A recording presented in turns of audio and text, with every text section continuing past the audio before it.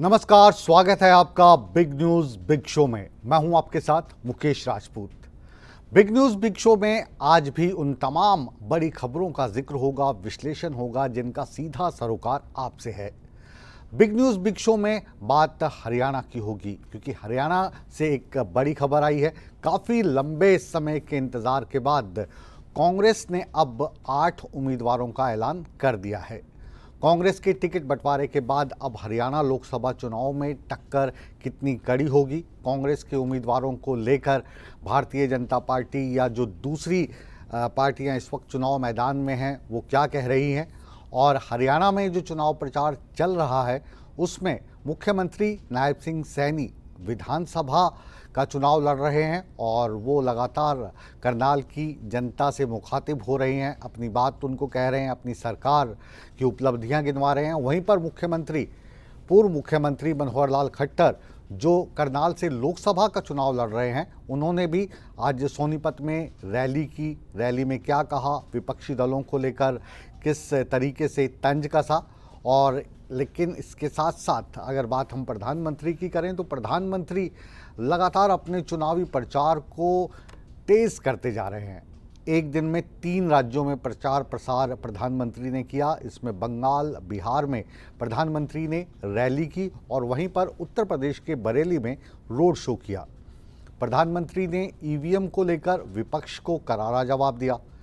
Big news big show के दूसरे चरण में जो लोकसभा चुनाव हुआ है उसमें 13 राज्यों की 88 सीटों पर आज चुनाव कैसा रहा, और ये जो 88 सीटें हैं इनमें कौन कौन से दिग्गज हैं जिनकी किस्मत अब ईवीएम में कैद हो चुकी है, ये सब हम आपको बताएंगे ही।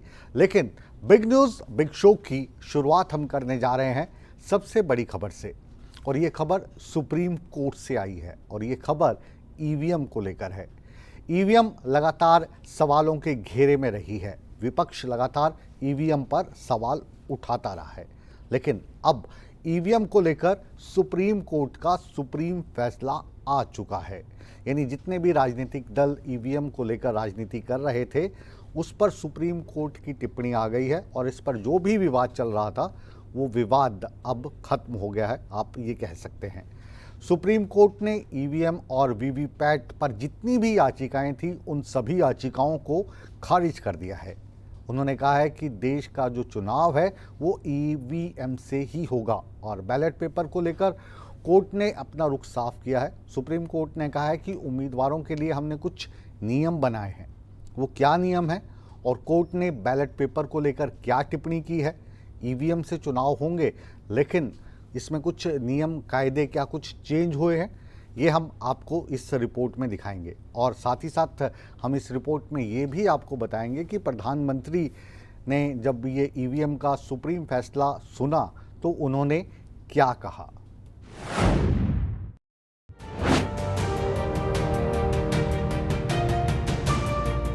लोकसभा चुनाव का रण हो और ईवीएम को लेकर विपक्ष सवाल खड़े न करे, ऐसा तो हो नहीं सकता। एक बार फिर ईवीएम को लेकर कई आपत्तियां जताई गईं, जिसे सुप्रीम कोर्ट ने सुनवाई के दौरान खारिज कर दिया है, और विपक्षी पार्टियों को बड़ा झटका लगा है, क्योंकि उनकी मांग थी ईवीएम की जगह बैलेट पेपर से वोट कराने की। उन्होंने ईवीएम की विश्वसनीयता पर कई सवाल भी खड़े किए थे। सुप्रीम कोर्ट ने साफ कर दिया है कि मतदान ईवीएम मशीन से ही होगा, ईवीएम वीवीपैट का 100% मिलान नहीं किया जाएगा। सिंबल लोडिंग प्रक्रिया के पूरा होने के बाद सिंबल लोडिंग यूनिट होगा सील की गई सिंबल लोडिंग यूनिट को 45 दिन के लिए स्टोर किया जाए। रिजल्ट पर आपत्ति होने पर 7 दिन के अंदर कैंडिडेट शिकायत करें। शिकायत के बाद वेरिफिकेशन की प्रोसेस का खर्च कैंडिडेट उठाएगा। जांच में शिकायत सही पाए जाने पर कैंडिडेट का पैसा वापस होगा। सुप्रीम कोर्ट ने ये सारी हमारी मांगें को ठुकरा दिया है और ये बोला है कि अच्छा इलेक्शन कमीशन इसको एग्जामिन करे कि सारे बैलेट पेपर्स पर अगर हम वो डाल दें मार्क, उस पर मार्क डाल दें, जिसको बार कोड जिसको कहते हैं, बार कोड डाल दें तो उसकी फिर मैकेनिकली मशीन से काउंटिंग हो सकती है कि नहीं, इसको एग्जामिन करें। और दूसरा उन्होंने ये बोला है कि सिंबल लोडिंग यूनिट जो होती है, जिससे symbol loading constituency by constituency करी जाती है, उसको कम से कम 45 दिन तक चुनाव सील करके रखा जाए और चुनाव के बाद कम से कम 45 दिन तक रखा जाए, जिससे कि अगर कोई इलेक्शन पिटिशन फाइल होती है, कोई उसकी कोर्ट मांग करता है, तो उसको देखा जा सके। पश्चिम बंगाल के मालदा में प्रधानमंत्री मोदी ने एक जनसभा की, जहां उन्होंने सुप्रीम कोर्ट से वीवीपैट पर आए फैसले का स्वागत किया है। वहीं विपक्ष पर जमकर हमला बोला और कहा कि सुप्रीम कोर्ट से आए फैसले से विपक्ष का सपना चकनाचूर हो गया है। आज उच्च न्यायालय ने, सुप्रीम कोर्ट ने साफ साफ कह दिया है कि बैलेट पेपर वाला पुराना दौर वापस लौट करके नहीं आएगा।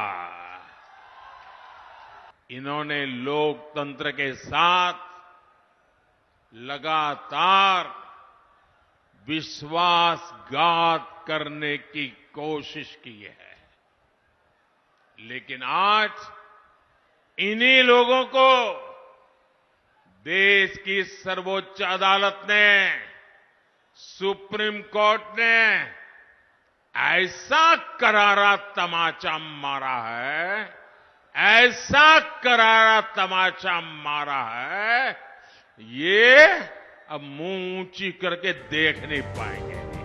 वहीं छत्तीसगढ़ के पूर्व मुख्यमंत्री और कांग्रेस नेता भूपेश बघेल ने सुप्रीम कोर्ट के आदेश का पालन करने की बात कही, लेकिन कहा कि वीवीपैट की गिनती होनी चाहिए।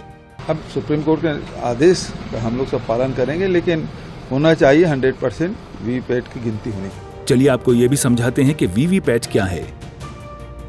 ये एक वोट वेरिफिकेशन सिस्टम है। इसमें दो हिस्से होते हैं, प्रिंटर और डिस्प्ले यूनिट। प्रिंटर वोटर्स के सिलेक्शन का रिकॉर्ड देता है, डिस्प्ले यूनिट किसी भी गलती को दिखाती है। ईवीएम में वोट डालने के बाद वीवीपैट एक स्लिप प्रिंट करती है जो 7 सेकंड दिखती है। इसके बाद वीवीपैट मशीन के अंदर चली जाती है। बता दें कि मार्च 2023 में एसोसिएशन फॉर डेमोक्रेटिक रिफॉर्म्स ने 100% ईवीएम वोटों और वीवीपैट की पर्चियों का मिलान करने की मांग को लेकर याचिका दायर की थी। इसी पर सुप्रीम कोर्ट के जस्टिस संजीव खन्ना और जस्टिस दीपांकर दत्ता की बेंच ने फैसला दिया है। सूर्य समाचार के लिए दिल्ली से विनय सिंह की रिपोर्ट।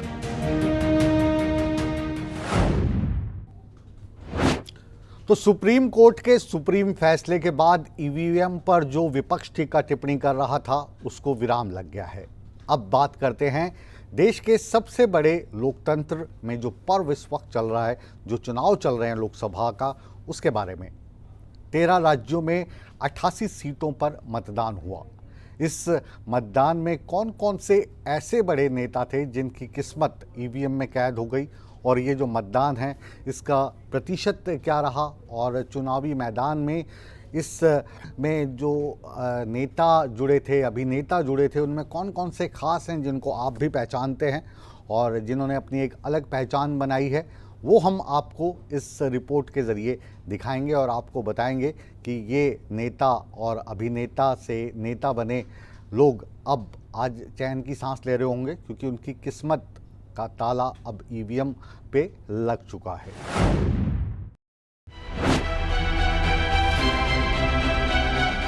चुनाव की पारी शतरंज की तरह होती है।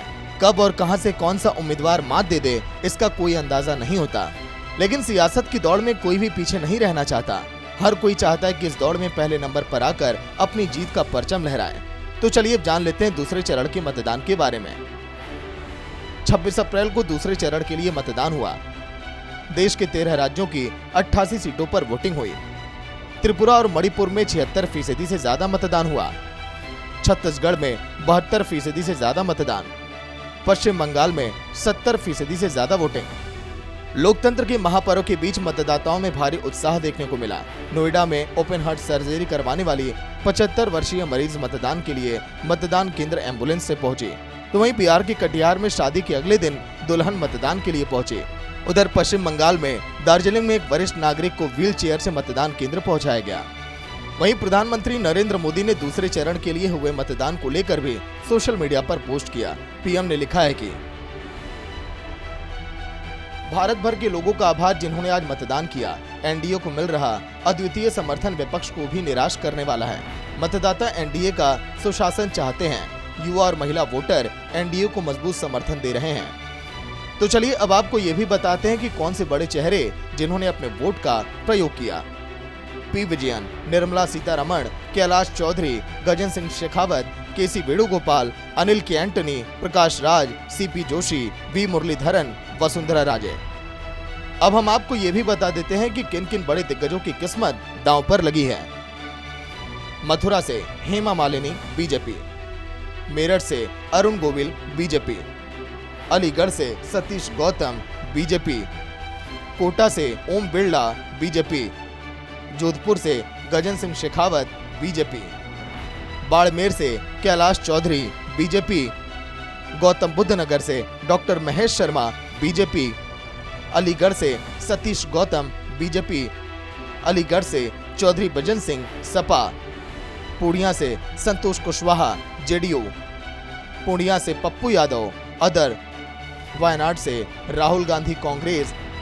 तिरुवनंतपुरम से शशि थरूर, कांग्रेस। लोकसभा चुनाव की रणभेरी के बीच दिग्गजों का चुनाव प्रचार जारी है।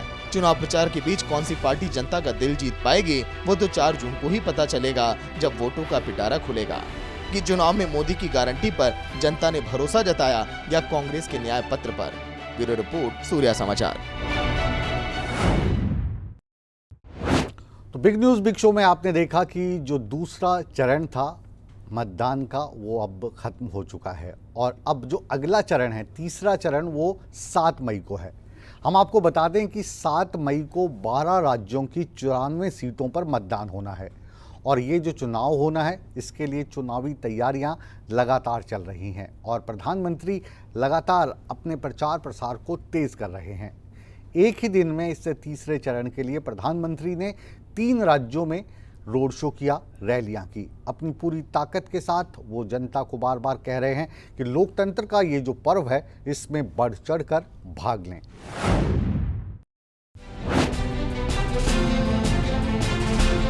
लोकसभा का रण फतेह करने के लिए सियासी दलों ने ताकत झोंक दी है। प्रधानमंत्री नरेंद्र मोदी ने शुक्रवार को 3 राज्यों में ताबड़तोड़ प्रचार किया। बिहार, उत्तर प्रदेश और पश्चिम बंगाल में प्रधानमंत्री ने बैक टू बैक रैलियां की। प्रधानमंत्री नरेंद्र मोदी ने पश्चिम बंगाल के मालदा में रोड शो किया। आपका उत्साह, ये आपका प्रेम मेरे सर आंखों पर।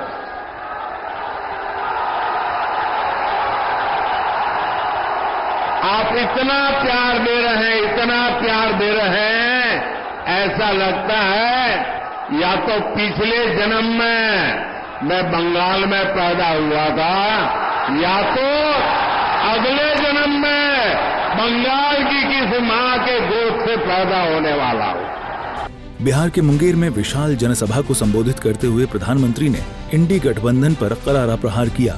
उन्होंने कहा कि इंडी गठबंधन की दूसरी योजना तो और भी खतरनाक है और भारत के संविधान की भावना के विरुद्ध है।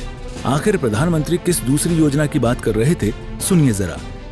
इंडी गठबंधन की दूसरी योजना तो और भी खतरनाक है और ये भारत के संविधान की भावना के विरुद्ध हमारे पूर्वजों ने महीनों तक चर्चा करके जो हमारा देश का संविधान बनाया, जिस संविधान को बाबा साहब आम्बेडकर ने लिखा, उस संविधान की भावना के खिलाफ, बाबा साहब आम्बेडकर की योजना और विचार के खिलाफ अब वो धर्म के आधार पर आरक्षण लाना चाहते हैं। वहीं शाम को उत्तर प्रदेश के बरेली में प्रधानमंत्री नरेंद्र मोदी ने एक भव्य रोड शो किया। बता दें कि भाजपा की जीत एक बार फिर सुनिश्चित करने के लिए प्रधानमंत्री नरेंद्र मोदी ताबड़तोड़ रैलियां कर रहे हैं और जनसभाओं को संबोधित कर रहे हैं। दूसरी तरफ कांग्रेस नेता राहुल गांधी ने कर्नाटक में एक जनसभा के दौरान प्रधानमंत्री नरेंद्र मोदी पर जमकर निशाना साधा। नरेंद्र मोदी जी ने पिछले 10 साल सिर्फ गरीबों से पैसा छीना है, अरबपति बना दिए।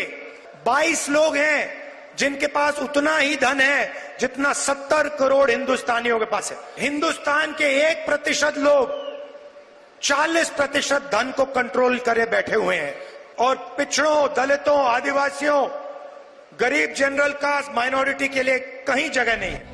कुल मिलाकर बीजेपी की तरफ से प्रधानमंत्री नरेंद्र मोदी और कांग्रेस की तरफ से राहुल गांधी ने चुनाव प्रचार का जिम्मा संभाला हुआ है। सियासी माहौल काफी गर्म है। देखने वाली बात होगी कि जनता किसके वादों पर एतबार करती है। सूर्य समाचार के लिए ब्यूरो रिपोर्ट। और बिग न्यूज बिग शो में आइए अब बात करते हैं हरियाणा की, और खास तौर से हम बात करने जा रहे हैं मुख्यमंत्री और पूर्व मुख्यमंत्री की। मुख्यमंत्री इस वक्त करनाल से चुनाव लड़ रहे हैं विधानसभा का, क्योंकि वो पहले सांसद हुआ करते थे, इसलिए वो करनाल में जाकर अपनी सरकार की उपलब्धियां गिनवा रहे हैं और अपने हक में वोट मांग रहे हैं। वहीं पर बात अगर पूर्व मुख्यमंत्री की करें, मनोहर लाल खट्टर साहब की, तो वो भी चुनाव लड़ रहे हैं करनाल से ही, लेकिन वो लोकसभा का चुनाव लड़ रहे हैं, क्योंकि वो पहले विधायक बने, फिर मुख्यमंत्री बने और अब वो संसद के लिए चुनाव प्रचार कर रहे हैं। तो इसी कड़ी में आज नायब सिंह सैनी करनाल में रहे, उन्होंने दिन रात वहां पे प्रचार किया और मुख्यमंत्री करनाल की लोकसभा कंस्टिट्यूएंसी में ही रहे और सोनीपत में उन्होंने एक बड़ी रैली को संबोधित किया। मुख्यमंत्री नायब सिंह सैनी किस तरीके से अपनी पार्टियों की उपलब्धियां गिनवाते नजर आए और किस तरीके से अपने चुटकीले अंदाज में पूर्व मुख्यमंत्री मनोहर लाल खट्टर ने सोनीपत में विजय संकल्प रैली को संबोधित किया, आइए देखते हैं हमारी इस खास रिपोर्ट में।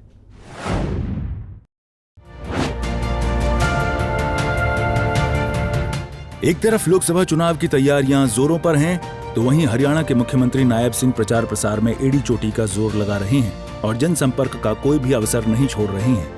करनाल के श्रमिक कार्यकर्ता सम्मेलन में बतौर मुख्य अतिथि मुख्यमंत्री नायब सिंह शिरकत करने पहुंचे थे, जहां हजारों की संख्या में श्रमिक मौजूद थे।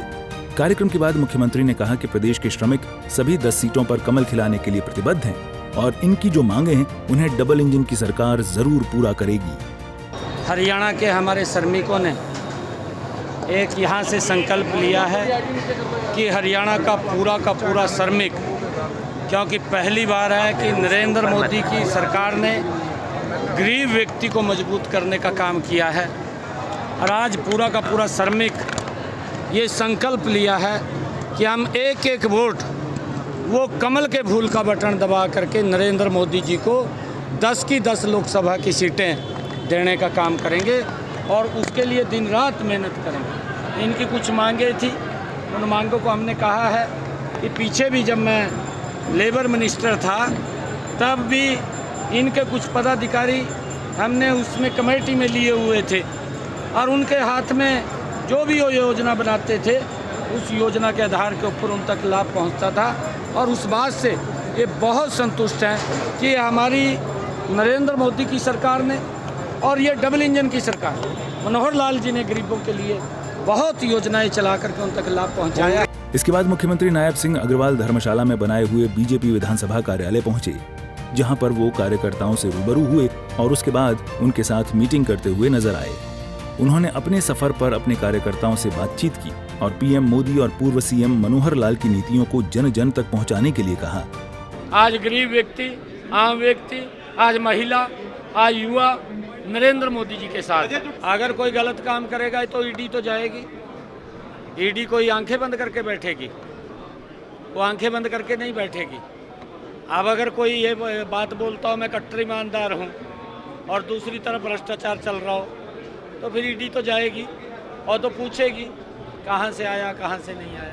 इधर मुख्यमंत्री नायब सिंह के साथ साथ पूर्व मुख्यमंत्री मनोहर लाल भी चुनावी मोड में नजर आ रहे हैं। सोनीपत के गोहाना में बीजेपी की विजय संकल्प रैली हुई, जिसमें मनोहर लाल ने चुनावी हुंकार भरी। जो कुछ मुझे बोलना था मैंने बोला है, सारे विषय तो आप तक आ गए हैं। इस क्षेत्र का विकास भरपूर हुआ है और इसको तेज गति ला करके हमने कहा है कि गोहाना एक दिन गुड़गांव के बराबर बने और इसमें विकास की कोई कमी नहीं है। पहले भी 4 नेशनल हाईवे यहाँ बने हैं, नए नेशनल हाईवे भी क्लोज हो गए हैं। या विकास के नाते बुटाना की यूनिवर्सिटी हो, चाहे यहाँ का स्टेडियम हो, चाहे पार्क हो, सब चीजें बताई हैं। लगभग 4,500 करोड़ रुपया इस इलाके में हम लोगों ने पिछले 8 साल में लगाया है और भी लगातार लग रहे हैं। हाँ, जहाँ तक हमारी जीत का विषय है, कल तक तो प्रत्याशी भी नहीं थे मैदान में। आज क्योंकि कांग्रेस के प्रत्याशी आए हैं, लेकिन मुझे नहीं लगता कि वो कोई स्टैंड कर पाएंगे, क्योंकि जनता ने संबंध बना लिया है कि इस बार की जीत नरेंद्र मोदी जी की जीत के लिए 400 पार करने के लिए भारतीय जनता पार्टी मोदी। वहीं गुरुग्राम में भी विजय संकल्प रैली में पूर्व मुख्यमंत्री मनोहर लाल बतौर मुख्य अतिथि पहुंचे और विपक्ष को आड़े हाथों लिया। कुल मिलाकर हरियाणा में प्रचार प्रसार की कमान मुख्यमंत्री नायब सिंह और पूर्व मुख्यमंत्री मनोहर लाल दोनों ने संभाल रखी है। 25 मई को छठे चरण में हरियाणा की 10 लोकसभा सीटों के लिए मतदान होगा और 4 जून को ये साफ हो पाएगा कि जनता ने किसका राज तिलक किया है। सूर्या समाचार के लिए करनाल से हिमांशु, सोनीपत से सन्नी और गुरुग्राम से नीरज की रिपोर्ट। मुख्यमंत्री और पूर्व मुख्यमंत्री के चुनाव प्रचार प्रसार के बाद आइए अब बात करते हैं कांग्रेस की लोकसभा चुनाव में एंट्री की। लगातार कांग्रेस पर आरोप लग रहे थे कि वो अपने उम्मीदवारों को ही डिसाइड नहीं कर पा रही है, लेकिन कांग्रेस ने अब 8 सीटों पर अपने उम्मीदवार उतार दिए हैं। कुल 10 सीटें हैं, आप जानते हैं। इनमें से 1 सीट आम आदमी पार्टी को दी गई है और 1 सीट अभी भी उम्मीदवार का इंतज़ार कर रही है। कांग्रेस का जो ये टिकट बंटवारा हुआ है, इसमें कुछ ऐसी चीज़ें भी सामने आई हैं जिससे हैरानगी हो रही है, क्योंकि चौधरी बीरेंद्र के बेटे विजेंद्र सिंह जो भारतीय जनता पार्टी के सांसद हुआ करते थे, वो भारतीय जनता पार्टी छोड़कर कांग्रेस में आए थे। तो ऐसे कयास लगाए जा रहे थे कि उनको हिसार से कांग्रेस का टिकट मिल सकता है, लेकिन वहाँ से टिकट दिया गया है जयप्रकाश को।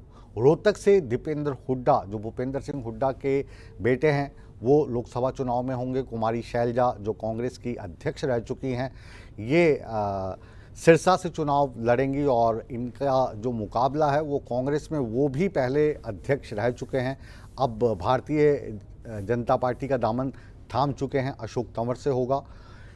5 चेहरे ऐसे हैं जिनको पहली बार लोकसभा का चुनाव लड़ाया जा रहा है, जिसमें रावदान सिंह, वरुण चौधरी, महेंद्र प्रताप, सतपाल ब्रह्मचारी और दिव्यांशु बुद्धिराजा। ये यूथ कांग्रेस के प्रेसिडेंट हुआ करते हैं और इनको पूर्व मुख्यमंत्री मनोहर लाल खट्टर के समक्ष करनाल से चुनाव में उतारा गया है। तो क्या ये जो कैंडिडेट्स हैं, इनका भारतीय जनता पार्टी के साथ मुकाबला रहने वाला है? कौन कहां पर कितना मजबूत है, कौन कहां पे कितना कमज़ोर है, ये जानने की कोशिश है बिग न्यूज़ बिग शो की ये बिग रिपोर्ट।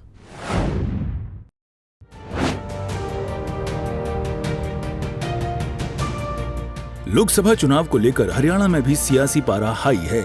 लंबे इंतजार के बाद आखिरकार हरियाणा कांग्रेस ने भी अपने पत्ते खोल ही दिए। 8 सीटों पर उम्मीदवारों का ऐलान कर दिया गया है। कांग्रेस की इस लिस्ट में कई चौंकाने वाले नाम भी सामने आए हैं। रोहतक से दीपेंद्र हुड्डा को टिकट दी गई है। सिरसा से कुमारी सैलजा को चुनावी मैदान में उतारा गया है। करनाल से दिव्यांशु बुद्धिराजा, अंबाला से वरुण चौधरी, महेंद्रगढ़ से रावदान सिंह, फरीदाबाद से महेंद्र प्रताप, हिसार से जयप्रकाश और सोनीपत से सतपाल ब्रह्मचारी को कांग्रेस ने टिकट दिया है। वहीं गुरुग्राम लोकसभा सीट पर अभी कांग्रेस की ओर से उम्मीदवार घोषित नहीं किया गया है। चलिए अब आपको एक एक कैंडिडेट के बारे में विस्तार से भी बताते हैं। दीपेंद्र हुड्डा रोहतक से लोकसभा सांसद रह चुके हैं। फिलहाल हरियाणा से राज्यसभा सांसद हैं। पूर्व मुख्यमंत्री भूपेंद्र सिंह हुड्डा के बेटे हैं। कुमारी सैलजा सिरसा से सांसद रह चुकी हैं। कांग्रेस सरकार में केंद्र मंत्री रह चुकी हैं। हरियाणा कांग्रेस की पूर्व अध्यक्ष रह चुकी हैं। दिव्यांशु बुद्धिराजा हरियाणा यूथ कांग्रेस के अध्यक्ष हैं। वरुण चौधरी मुलाना विधानसभा से कांग्रेस के मौजूदा विधायक हैं और हरियाणा कांग्रेस के पूर्व अध्यक्ष फूलचंद मौलाना के बेटे हैं। रावदान सिंह महेंद्रगढ़ से कांग्रेस के विधायक हैं।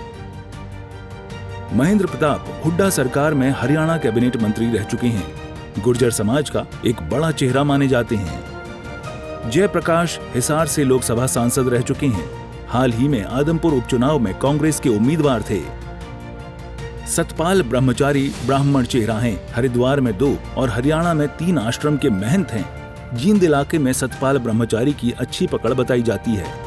कांग्रेस की लिस्ट जारी होने के बाद नेता प्रतिपक्ष भूपेंद्र हुड्डा ने कहा कि बहुत सोच समझकर लिस्ट जारी की है।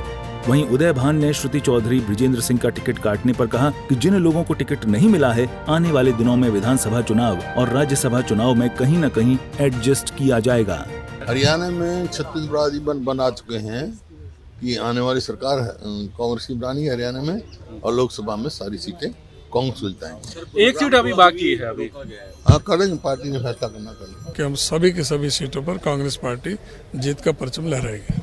नहीं, कोई खास वजह नहीं है, उसके बारे में थोड़ा सा और विचार करने की आवश्यकता समझी।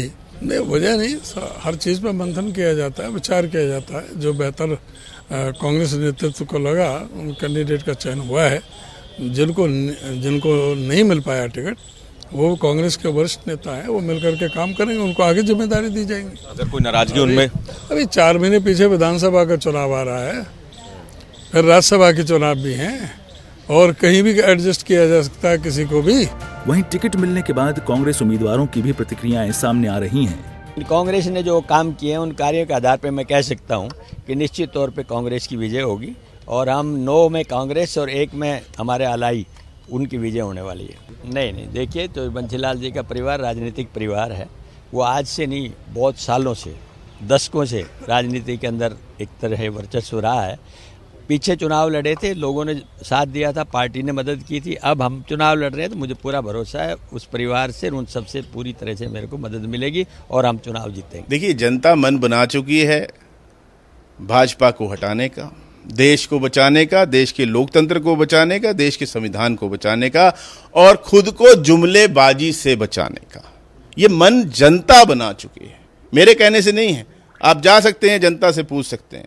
अंबाला लोकसभा क्षेत्र के अंदर मैं देख रहा हूं, पूरा और पूरे हरियाणा के अंदर जनता मन बना चुकी है कि चाहे वो लोकसभा है, चाहे हरियाणा की विधानसभा है, आप देखेंगे कि कांग्रेस पार्टी पूरे बहुमत से आ रही है। 5 विधायक सोनीपत के, और जो हार चुके थोड़े अंतर से, वो सब लोग, और सोनीपत की सभी जनता, हर बिरादरी के लोग, हर समाज के लोगों ने मुझे चाहा और स्वीकार किया। मैं आभारी हूं सोनीपत की जनता का, जो आने वाले समय में जो कांग्रेस के साथ मजबूती से खड़ी होगी और कांग्रेस के उम्मीदवार को जिताने का काम करेगी। जनता कांग्रेस को याद कर रही है, पुराने अपने इतिहास के लिए, उनकी डेवलपमेंट के लिए। और जनता, एक बात मैंने देखी है कि जो जनता के अंदर यहाँ एक वातावरण पैदा हो रहा है, व्यक्ति विशेष के कारनामों के आधार पर एंटी इनकम्बेंसी हो रही है। और मैं जो राजनीति से अलग जा रहा था, उस आदमी को जबरन बुला रही है, तो इसका मतलब जनता अच्छे चरित्र को, व्यक्ति के गुण दोष के आधार पर उसको अधिमान दे रही है। काबिले गौर है कि कांग्रेस इस बार हरियाणा में 9 लोकसभा सीटों पर चुनाव लड़ेगी और 1 सीट उसने अपनी सहयोगी पार्टी आप के लिए छोड़ी है। इसमें कुरुक्षेत्र की सीट पर आम आदमी पार्टी के उम्मीदवार सुशील गुप्ता चुनावी मैदान में होंगे। बाकी 9 सीटों पर कांग्रेस अपने उम्मीदवारों के साथ चुनावी मैदान में उतरेगी। राज्य में छठे चरण में 25 मई को मतदान होना है, जिसकी अधिसूचना 29 अप्रैल को जारी होगी और नतीजे 4 जून को आएंगे। सूर्य समाचार के लिए दिल्ली से विनय सिंह, फरीदाबाद से दीपक गौतम और चंडीगढ़ से रवि चंदेल की report. Big news big show में भी अब बात हम हरियाणा की ही आगे बढ़ा रहे हैं और लोकसभा चुनाव में, जैसा कि हम जानते हैं, भारतीय जनता पार्टी 10 के 10 सीटों पर बहुत पहले ही अपने उम्मीदवार उतार चुकी है। अब कांग्रेस भी मैदान में आ गई है, 8 उम्मीदवारों को मैदान में उतार दिया है। एक आम आदमी पार्टी ने उम्मीदवार उतारा है, इंडिया गठबंधन के चलते उसको 1 सीट दी गई थी, 1 सीट अभी भी खाली है। इसके अलावा हम बात करेंगे इनेलो के 6 उम्मीदवारों की जो लोकसभा चुनाव में उतर चुके हैं, 4 इनके भी बाकी हैं और जेजेपी ने अभी तक 5 उम्मीदवारों की घोषणा की है। प्रचार प्रसार शुरू हो चुका है, 5 इनके बाकी हैं। तो ये जो हरियाणा में लोकसभा चुनाव हैं अब रोचक होते जा रहे हैं, क्योंकि अब खिलाड़ी मैदान में आमने सामने दिखाई देंगे। किसका मुकाबला किससे होगा, कौन कहाँ पे ज़्यादा मजबूत है, कौन कहाँ पे ज़्यादा कमज़ोर है, जैसा हमने कहा कि वो देखना काफ़ी रोचक होगा। और यही हम आपको समझाने की कोशिश करेंगे बिग न्यूज़ बिग शो की हमारी इस बिग रिपोर्ट में।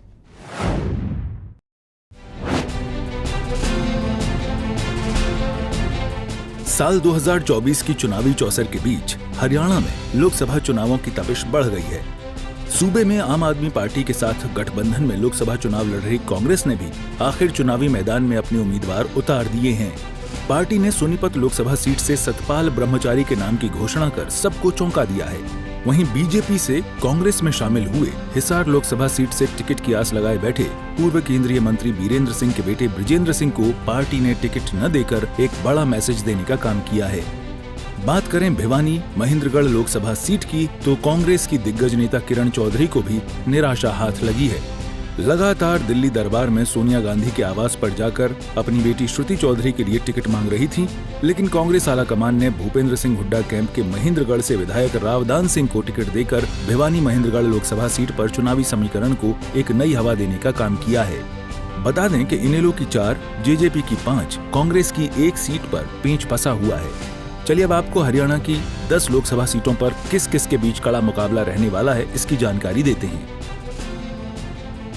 अंबाला में बीजेपी से बंतो कटारिया, कांग्रेस से वरुण चौधरी, इनेलो से गुरप्रीत सिंह उम्मीदवार हैं।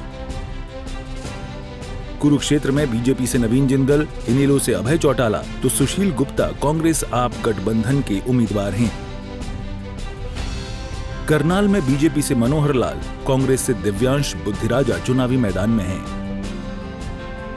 सोनीपत में बीजेपी से मोहनलाल बड़ौली, कांग्रेस से सतपाल ब्रह्मचारी तो वहीं इनेलो से अनूप सिंह चुनाव लड़ेंगे। हिसार में बीजेपी की ओर से रणजीत सिंह, कांग्रेस की तरफ से जयप्रकाश, जेजेपी की ओर से नैना चौटाला तो वहीं इनेलो से सुनैना चौटाला चुनावी मैदान में हैं। भिवानी महेंद्रगढ़ में बीजेपी की ओर से धर्मवीर सिंह उम्मीदवार हैं, कांग्रेस से रावदान सिंह तो वहीं जेजेपी से राव बहादुर सिंह उम्मीदवार हैं। गुरुग्राम में बीजेपी की तरफ से राव इंद्रजीत, जेजेपी की ओर से राहुल यादव फाजिलपुरिया चुनाव लड़ेंगे तो वहीं इनेलो और कांग्रेस ने अभी इस सीट पर अपने पत्ते नहीं खोले हैं। रोहतक में बीजेपी से अरविंद शर्मा, कांग्रेस से दीपेंद्र हुड्डा के बीच कड़ा मुकाबला होगा। फरीदाबाद सीट पर बीजेपी से कृष्णपाल गुर्जर, कांग्रेस से महेंद्र प्रताप सिंह, जेजेपी से नलिन हुड्डा, इनेलो से सुनील तेवतिया चुनाव लड़ेंगे। सिरसा से बीजेपी की ओर से अशोक तंवर, कांग्रेस से कुमारी सैलजा, जेजेपी से रमेश खटक और इनेलो से संदीप लोट आमने सामने होंगे। वहीं कांग्रेस की लिस्ट पर बीजेपी लगातार हमलावर हो रही है। मुख्यमंत्री नायब सिंह और पूर्व मुख्यमंत्री मनोहर लाल ने इस सूची को लेकर क्या कहा, सुनिए। और देखिए, क्योंकि उनका आंतरिक मामला है टिकटों का, परंतु लिस्ट निकाली तो अच्छा है। कुछ कहना चाहेंगे, इंतजार कर रहे, कुछ कहना चाहेंगे। अब मैदान में है, अब अच्छा है। तो हमारी जीत का विषय है। कल तक तो प्रत्याशी भी नहीं थे मैदान में, आज क्योंकि कांग्रेस के प्रत्याशी आए हैं, लेकिन मुझे नहीं लगता कि वो कोई स्टैंड कर पाएंगे, क्योंकि जनता ने संबंध बना लिया है कि इस बार की जीत नरेंद्र मोदी जी की जीत के लिए 400 पार करने के लिए भारतीय जनता पार्टी मोदी जी। आज पहली बार जब ये सारा विषय आया तो अब सारा आमना सामना होगा, मजा आएगा ही। क्यों नहीं? हमारा किसी प्रकार का हार नहीं होता।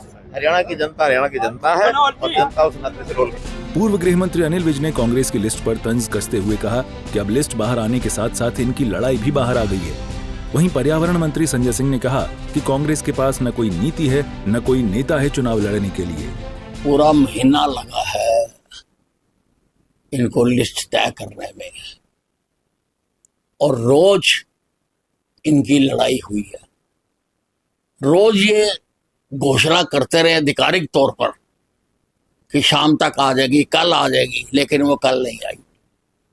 अब लिस्ट बाहर आ गई है, लिस्ट के साथ लड़ाई भी बाहर आ गई है।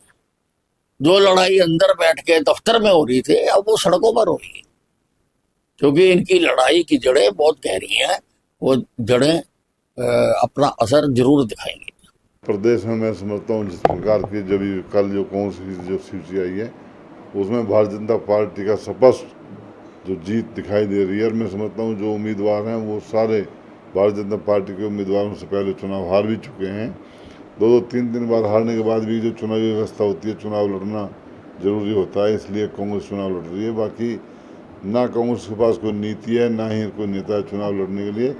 आज भारतीय जनता पार्टी के पास नीति भी है, नेता भी है और काम करने का उनका एक तरीका है। याद दिला दें कि उम्मीदवारों के चयन में कांग्रेस को पहले कठिनाइयों का सामना करना पड़ा था। पार्टी की केंद्रीय चुनाव समिति राज्य के नेताओं की आपत्तियों के कारण नामों को अंतिम रूप देने में असमर्थ थी।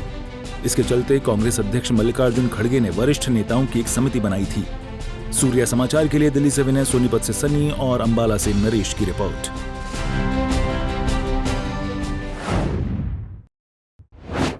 फिलहाल बिग न्यूज बिग शो को अब विराम देने का समय आ गया है और लोकसभा चुनाव की जो सरगर्मियां हैं वो भी लगातार बढ़ती जा रही हैं और गर्मी भी काफ़ी बढ़ती जा रही है। तो गर्मी में आप लू से बचिए, लेकिन लोकसभा का चुनाव का जो ये पर्व है इसमें बढ़ चढ़कर हिस्सा लीजिए, अपने मत का प्रयोग कीजिए और जो आपकी विचारधारा है उसके मुताबिक आप मतदान कीजिए और ये ज़रूर देखिए कि कौन सी पार्टी आप के साथ खड़ी होती है, आप के फ़ायदे की बात करती है, आपके दुख सुख की बात करती है। आप अपने हिसाब से वो निर्णय ले सकते हैं।